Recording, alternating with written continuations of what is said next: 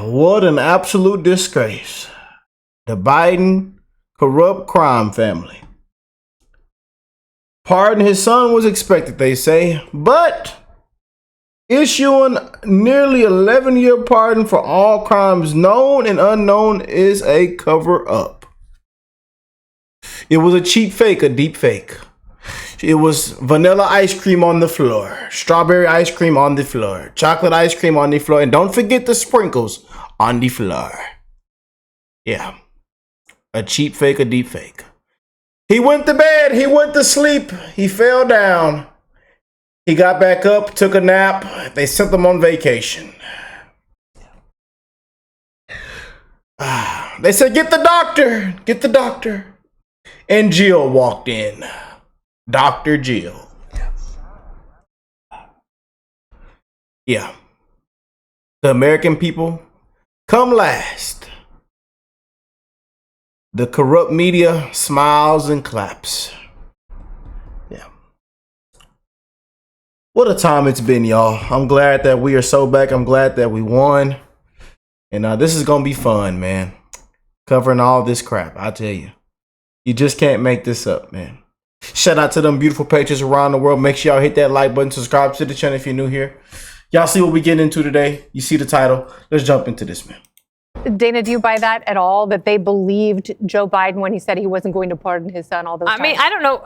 I think they're pretty truthful guys. They don't seem to shy away from saying what they think. And I guess maybe they did think that. Although if Kamala Harris wasn't in hiding, we might find that this is the one thing she would disagree with Biden about. And maybe she would be able to have an answer to Sunny Hostin next time she's on The View about that. I think that they're all fine with hypocrisy.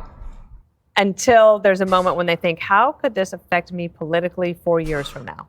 Or 2 years from now when the primary really gets underway? Or maybe they're even starting now. And Gavin Newsom, I think in some ways, why couldn't he just say, I got 100,000 problems on my to-do list and this isn't one of them, and move on? They don't have to talk about it.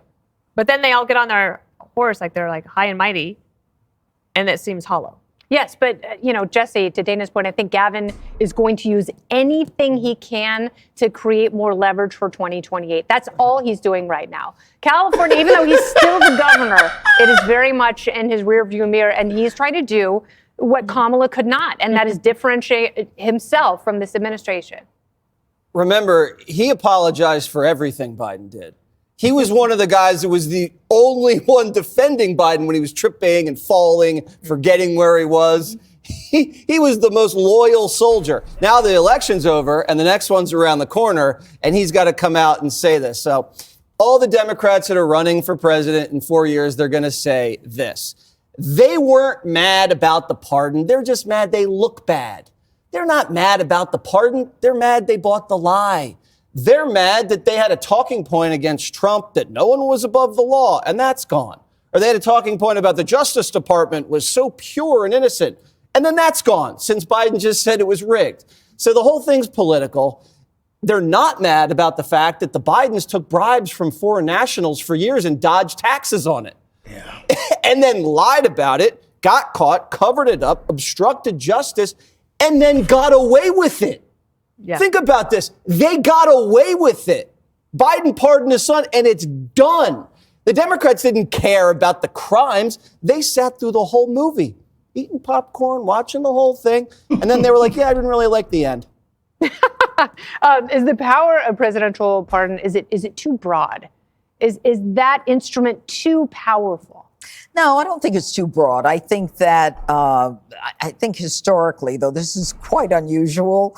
And I think that, to pardon someone, before they've even been sentenced, especially in a case where you've pled guilty in one case and the jury has found you guilty, a jury of your peers in another case, kind of robs the American people of a sense of, we've been watching this for years and years and now Joe's taking it away from us. But I think that Gavin Newsom is a very interesting character. On the one hand, he's always wanted the stage. He's always wants to be on the stage. Do you remember when he wanted to debate DeSantis, and I think he did it on Sean Hannity's show? At least DeSantis wasn't an announced candidate for president. But, Newsom, he's going to be the good boy and he's not going to say anything and he's going to do whatever Joe tells him. Well, let me tell you, Right now, no one is going to get in front of him for 2028. So he's going to do whatever he needs to do to separate himself from Joe, get out there. I'm the first one who's going to be out there, and I am going to be the one who's going to beat everybody else down because I deserve this. So he's separating himself. But you know what I think is so interesting? That the Democrats are so incredibly focused on this pardon.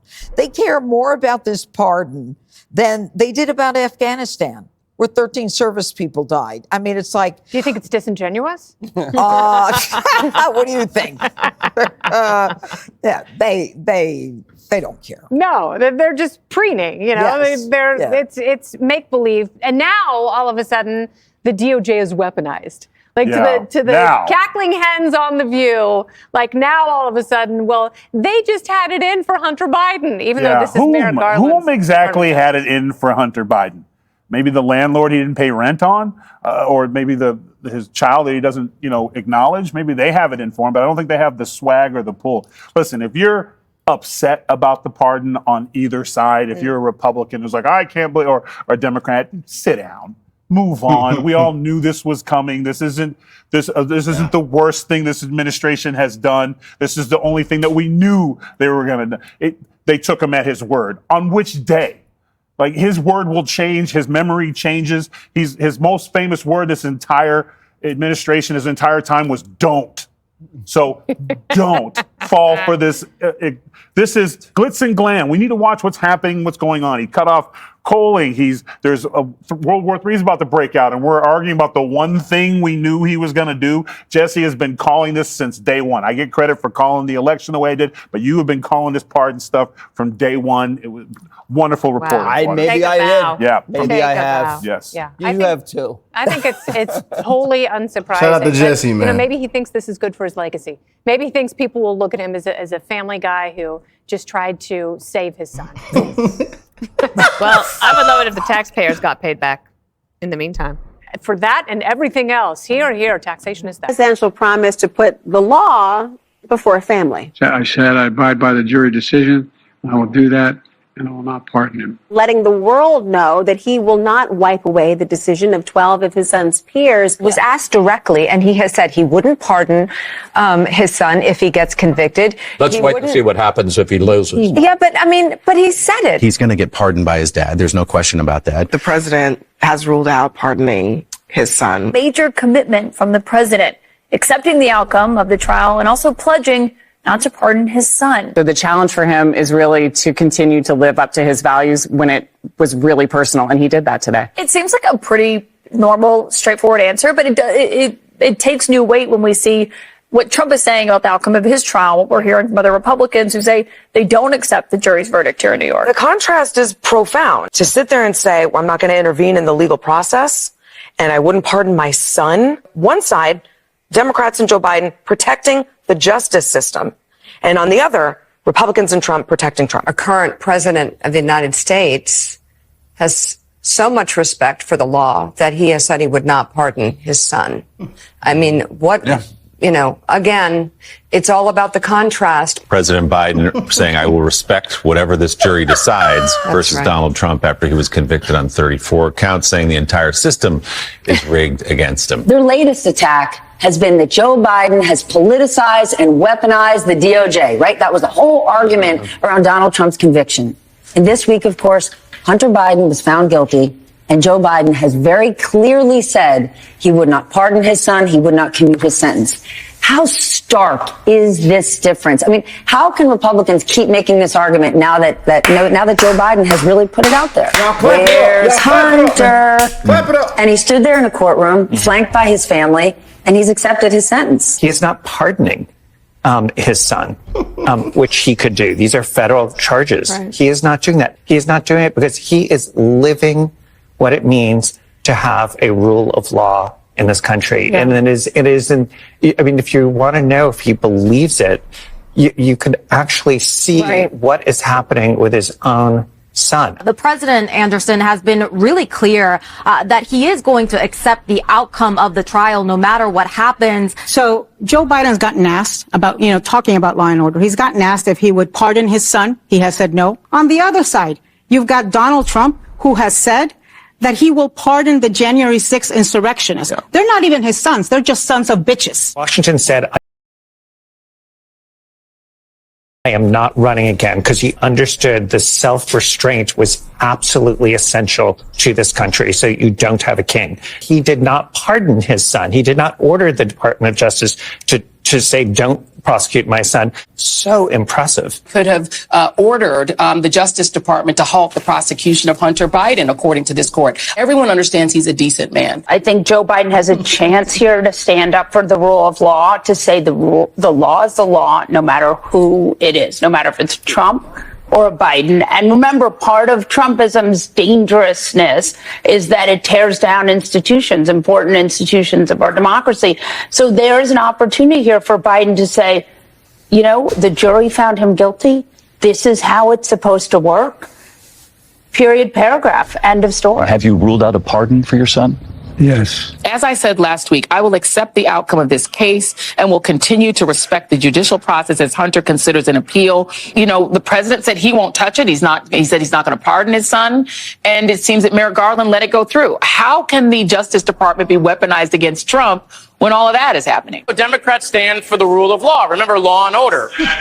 You know, and we've been saying that Trump's not above the law, Hunter Biden's not above the law, no one is above the law. Oh, yeah. And it is amazing to see the stark contrast between how Democrats handled today and how Republicans handled this whole thing over the last couple of weeks. For years, these conservatives have been crowing about a politicized Justice Department, Biden politicizing it, and so on.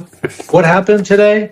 The Justice Department convicted the president's own son, his only living son. You heard the president say he would accept the outcome of the case. I know no other word for that, but presidential. He even went so far as to say he wouldn't pardon his son. That's how much respect he has for the system. The president has said that he will not pardon his son. What did you think of that?